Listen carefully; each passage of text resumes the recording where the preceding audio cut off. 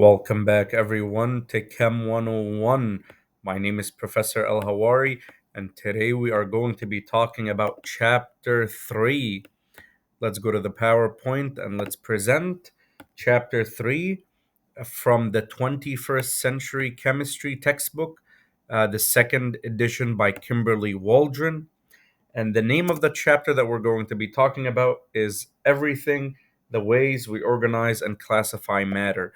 So if you have your textbook, please turn to page 63. That is chapter 3. And again, we always start with the story. Every chapter has a story associated with it. And today we'll be talking about the story in chapter 3. And it reads Locard's principle is a basic tenet of forensic science, the application of science and technology to investigate crime. It says that no matter what, when two things come in contact with one another, material from one material always transfers to the other. For example, if you sit down on a black, velvety sofa and you are wearing a white, fuzzy sweater, you will always leave some of your sweater on that sofa, and some of the sofa will come away on your sweater. Locart's principle asserts that most criminals leave something behind at a crime scene and take some of the crime scene away with them. That something could be anything from a piece of hair to a skin cell to sweater fuzz to bullet residue. Each tiny piece that a criminal leaves behind is an opportunity for the authorities to determine the criminal's identity. If you watch crime dramas on television, you know that forensic laboratories are sophisticated enough to identify even the most infinitesimal pieces of matter found at a crime scene. And because they understand chemistry, forensic scientists can figure out what's in the matter they find. After all, like all matter, hair, skin, sweaters, and bullets are made up of varied distributions of different atoms, and forensic scientists know that the properties of the substances they study are dependent on the types of atoms they contain. So, as you can see, the picture in front of you is of Locard, which was the person who came up with this principle of forensic science. So, to introduce this chapter again, the summary is forensic labs study infinitesimal pieces of matter, as we just said. And very important, the composition of matter found at a crime scene helps to solve the crimes. There are three things we are going to introduce in this chapter. We are going to be talking about the types of matter, how matter is categorized, and how different atoms are distinguished from one another. So let's talk about how atoms are distributed based on the periodic table of the elements. We discussed this uh, in previous lessons, but today we are going to be talking about it in a little bit more detail. So let's talk about the periodic table. When you look at the periodic table, a trend appears. If you look on the left of the periodic table right here, we have mostly metals, which are shaded in pink. And on the right of the periodic table, shaded in blue, we have the nonmetals. And notice between metals and nonmetals, we have the metalloids that are shaded in green. The metalloids have properties in between metals and nonmetals. One thing to note that I want you to one thing that I want you to notice is that hydrogen is located all the way to the left with the metals, even though it is a non-metal. So the only metal on the periodic table that's sitting with the metals is the hydrogen, which is a non-metal, and that's the trend as when you look at the periodic table of elements. Another thing, let's talk about the properties of each one of them. So metals, as you know, are mostly shiny. Most metals are solids. There is an exception. Mercury is the only liquid metal at room temperature. One more thing, metals are malleable. Malleable means you can bend them. So if you take a metal, you can bend it without breaking. And another property is that metals are ductile. Ductile means you can put them into wires. You can make wires out of them, like copper wires. And most metals conduct electricity, which is why You should not put anything metallic in the electric socket because it conducts electricity. Let's talk about nonmetals, which are located on the right side of the periodic table. Nonmetals are mostly solids and gases. Primarily, the noble gases, which we'll be talking about, are considered non metallic. Nonmetals are also brittle. Brittle means they can easily break. And if you can easily break, we say you are not malleable, which is the opposite of malleable for metals. And they're not ductile. Again, nonmetals do not have the same properties as metals, and they do not conduct electricity. Metalloids, on the other hand, are substances that have properties of both metals and nonmetals.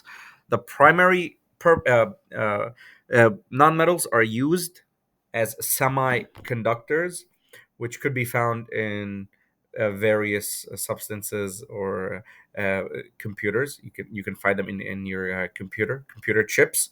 So these materials conduct electricity under certain conditions, semiconductors. Another thing we want to note is that most natural systems are complicated mixtures of the elements, as we are going to talk about. We have an example for you. If you have soil, the color and texture varies dramatically depending on different geographic locations, and this happens because there are different amount of water content in these different geographic locations, and there's just due to the fact that we have differences in elemental composition. We have an example for you here. If you look at black soil, it's often rich in the element manganese, which has a symbol of uppercase M, lowercase n, Mn. And if you look at the red soil is a little different. And the reason why it's red is because it's high in iron, which has the symbol Fe. So again, depending on the element that is present, you're going to have completely different properties, and sometimes you can see it physically, and the color is what's evident most of the time. And white soil, on the other hand, or as often referred to as light soil, is rich in calcium, as the symbol Ca. Now, if we talk a little bit also about soil, soil contains two substances. It has organic substances and inorganic substances. The one thing we want you to know is that organic substances are based on the element carbon, which is right here with the symbol capital C. Organic compounds are carbon based.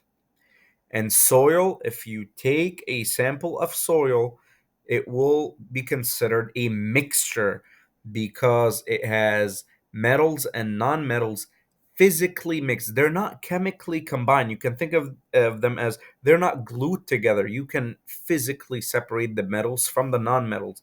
So, soil, we say, is a mixture. Now, the elements typically found in soil, you see them below that are highlighted. You see oxygen is very high, silicone, which is considered a metalloid. It's um, it's a metalloid that's also used as a semiconductor. Silicone, carbon, aluminum, phosphorus, sulfur, chlorine, iron, manganese, and so on. Sodium, magnesium, as an example. All the highlighted elements are typically found in soil.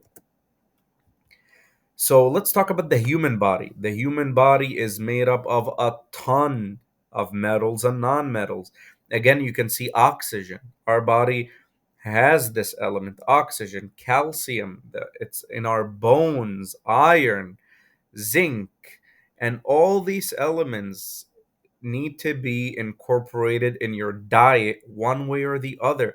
You know, you can get potassium from eating bananas, you can get calcium by drinking milk, and so on and so forth. Make sure you are incorporating these elements as much as possible in your diet.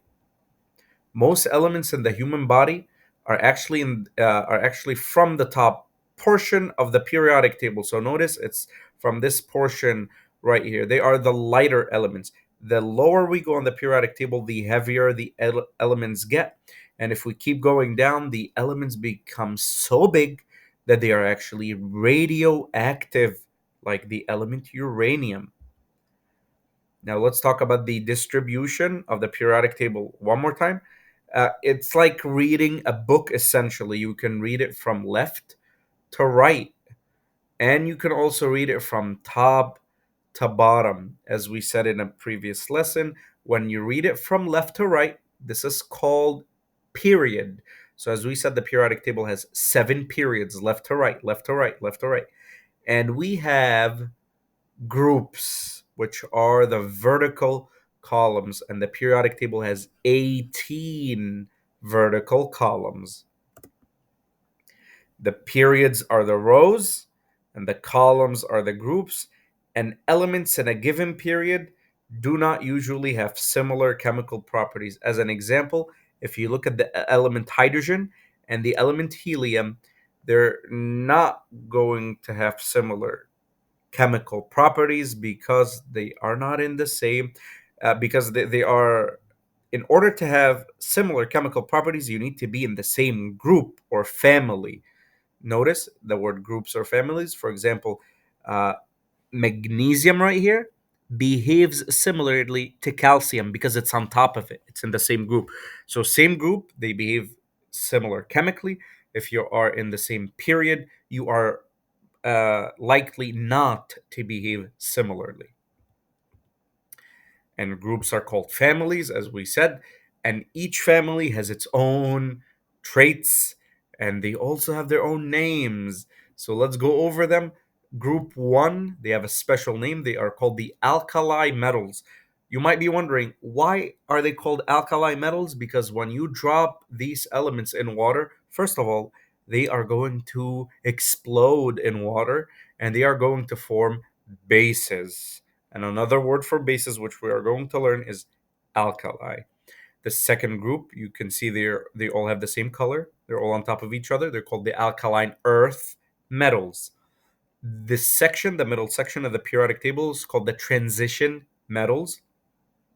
And when we go to group 18, the last group, very special. They're called the noble gases. They're called noble because they are inert, which means they do not react with any other element of in the periodic table. Group 17 are called the halogens, and the last, the bottom two rows, which we talked about in a previous video, these are called the lanthanides and actinides series. So it's important for you to recognize the names of the families in the periodic table. So some families are more similar to each other than others, and you can see that some families contain a mixture of elements and nonmetals. For example, group 1, you can see pretty much they're all, the highlighted elements are all metals. If you look at group 13, you'll notice that boron right here is a metalloid, and aluminum downwards are considered a metal. So some groups have properties of, it has elements that are metals, elements that are non-metals, elements that are metalloids, and some groups are, as you can see, like group number 2, are purely metals. And it's sometimes hard to characterize a typical element in those families, so we take it case by case basis. So let's start to categorize matter. Matter can be categorized in a number of different ways. So far, what we talked about, the classification that we discussed of the periodic table, we have metals on the left, metalloids in the middle, and nonmetals on the right. Now let's dive deeper to the classification of matter. So some categorization methods might overlap. So one method separates substances into those that are pure substances and those that are not. So we can have an overarching matter. So everything that we have around us is matter, and we can separate matter in terms of two things: pure substances or mixtures. So let's start with this breakdown. So let's start with pure substances. Pure substances are elements and compounds that we see in nature.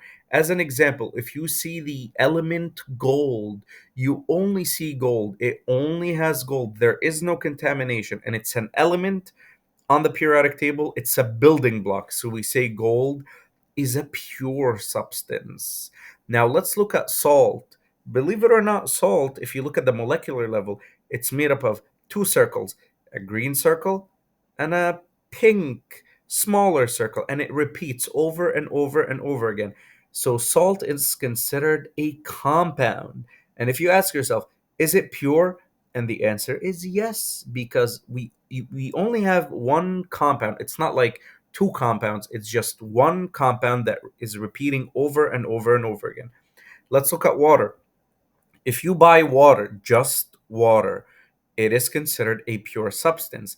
A lot of us know that the formula for water is H2O, which means that it is a compound, and compounds are considered pure.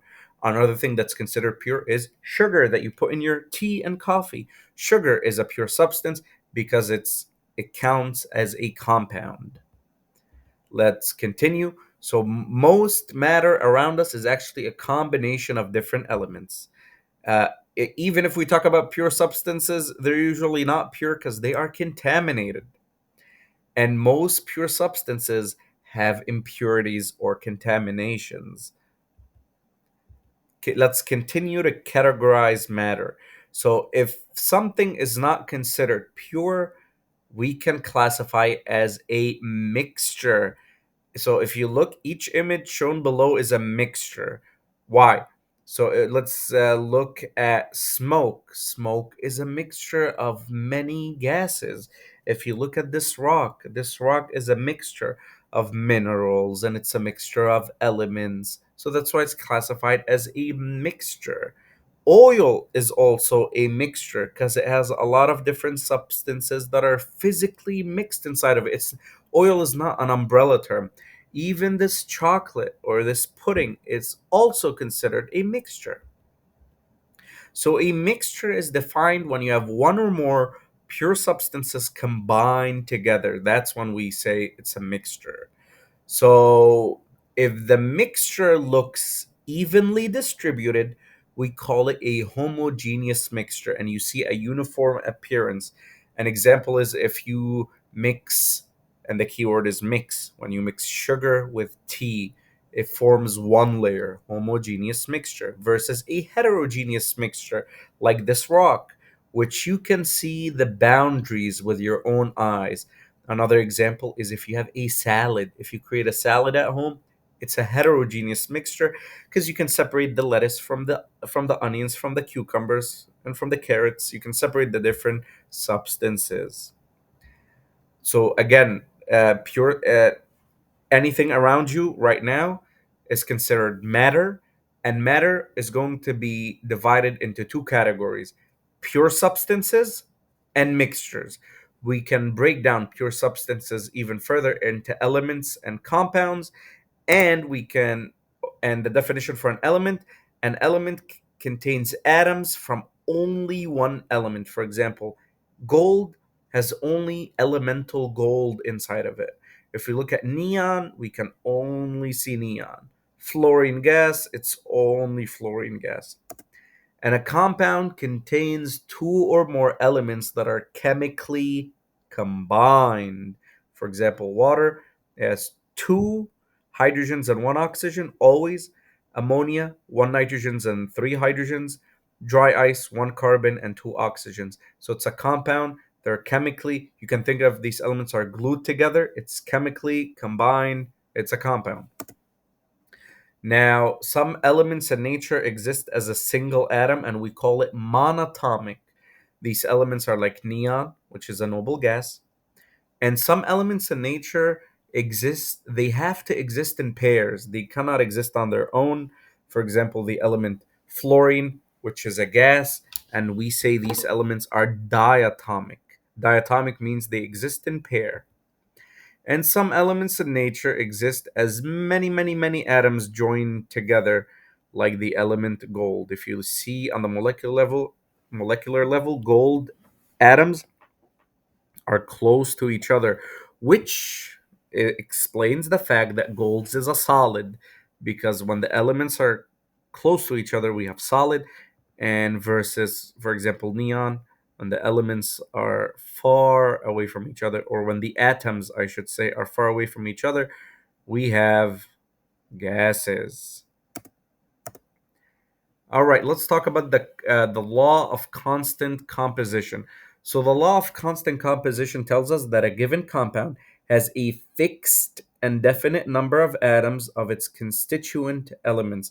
As an example, we mentioned this example earlier.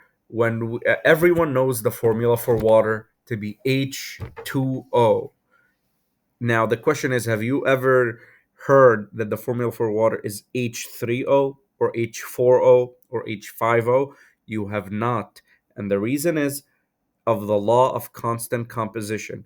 Water will, if it is water and if it behaves like water, will always have two atoms of hydrogen chemically bonded to one atom of oxygen, H2O, two hydrogens and one oxygen. It's the law of constant composition.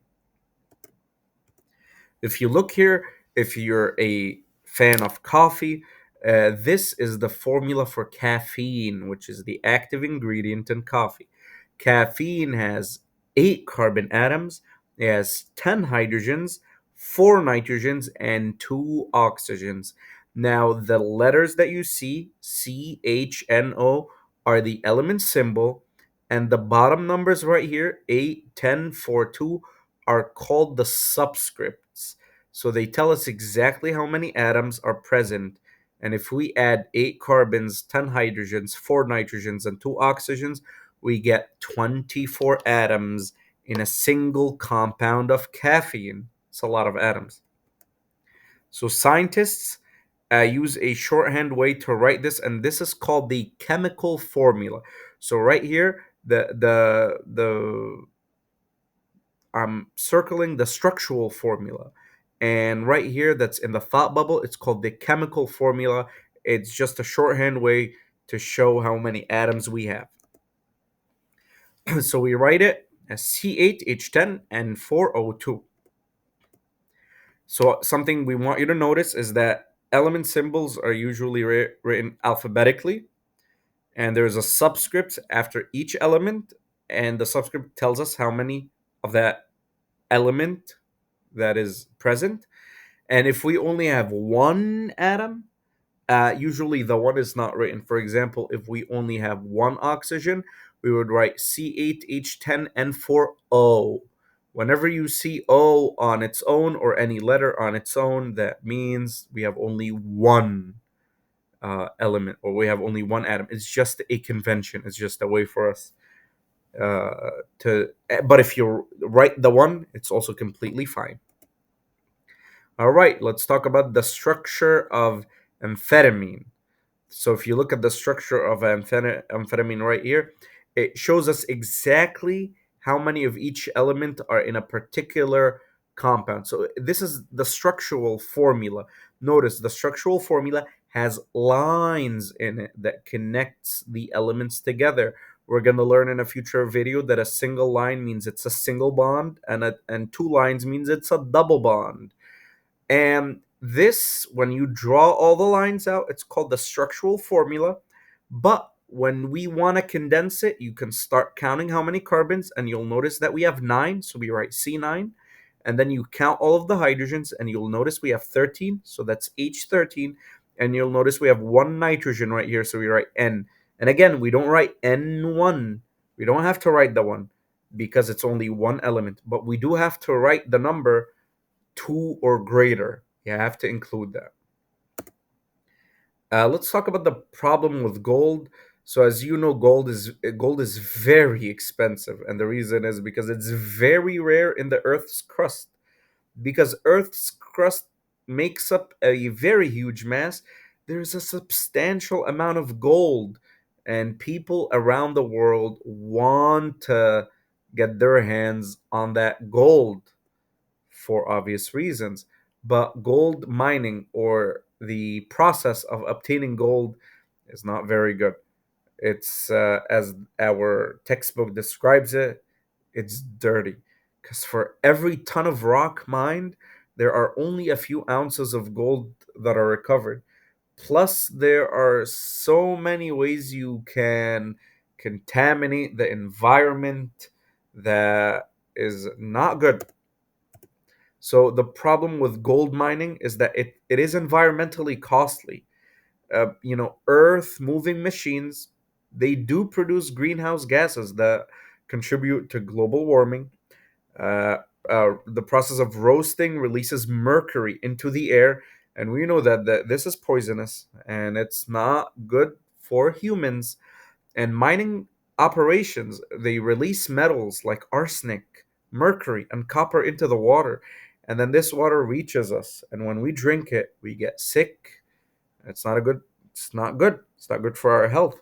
And many mining operations do not adhere to environmental regulations. So there is a lot of problem with gold mining. Gold mining, as we mentioned, is that it's largely unnecessary because when you see that the gold has already been mined, can be recycled, and there are tons of mined gold that are already circulating around the world in the form of bullion, jewelry, and coins. So the entire process is tainted and with many difficulties. All right, so let's talk about changes when substances change. We talked about this in the lab course, and we mentioned it in previous videos. But as we mentioned, there are three states of matter. We have solid, liquid, and we have gas. So phase of matter are also called states of matter, interchangeable. So when we go from solid to liquid, it's called melting. When you go from liquid to solid, it's called freezing. When you go from liquid to gas, it's called vaporization. Gas to liquid, on the other hand, is called condensation. When you go from gas to solid, it's called deposition. And solid to gas, it's called sublimation. So these are important terms that you need to be aware of. All right, let's talk about if you have a mixture. For example, if you have water mixed with alcohol, or if you have a number of beads, or if you have sand mixed with a magnet or a magnetic substance. How could we separate mixture? So, one key thing is that many mixtures can be separated based on physical properties. For example, boiling point, melting point, density, hardness, and color. We can use physical separation techniques to separate mixtures. As an example, if we mix salt and water, which is salt water, how could we separate the salt from the water? We can evaporate the water by boiling it, and we're going to get the salt to remain. And when they undergo a physical change, it does not become a different substance. So phase changes, very important, are physical changes. So when water melts, it is still water. So we say it's a physical change. But when a substances undergo a chemical change, we are going to get a new substance with new and different properties. For example, if you take a piece of paper and you burn it, you are going to get new substances. Notably, you see ash, and you might also get water vapor. So let's talk about e-waste. This is described in our chapter. So it says that there is a group that advocated for the holding of the toxic waste. So there is a group of activists in China that did not want the shipment of waste, electronic waste from all over the world, especially from the US. Because, for example, if you throw out electronic waste, as for example, a computer, and you don't use it, and we're disposing of it, so they get shipped away to different countries. And this is actually extremely problematic because electronic waste is toxic. It has lead, it has beryllium, it has cadmium, it has mercury. So there were activists in China, when the shipment when the shipment arrived, they put up the signs as toxic waste not welcomed here, because they were aware that this is going to introduce to their environment a lot of toxins that is going to cause them, you know, a lot of health problems, and it's understandable. So the U.S. ships its e-waste. This is waste containing old electronics, for example, laptops, phones, anything, any old electronics, to other countries. Why? Because the labor is cheap. It's cheaper overseas to hire people to dispose of this, and also there are fewer environmental restrictions. And again, all of these elements are extremely toxic and dangerous, and that's why they were not happy to receive the shipment. So as you can see the picture below, this is electronic waste that is very dangerous. So electronics are actually burned, and the plastics melt, and the valuable metal is left behind. So that metal is extracted, and but then that process releases a ton of toxins into the air and water. So the question that you should be thinking, is it worth it to do all of this and to release toxins to the environment just to get the valuable metals inside of these e waste material? Very important question. And the question is, how could we reduce pollution, and how could we better dispose of this electronic waste? Thank you. So we have reached the end of chapter 3. So right now you should be completing the quiz that's posted on Brightspace. If you have any questions, please email me. Come to office hours. Thank you for viewing the video.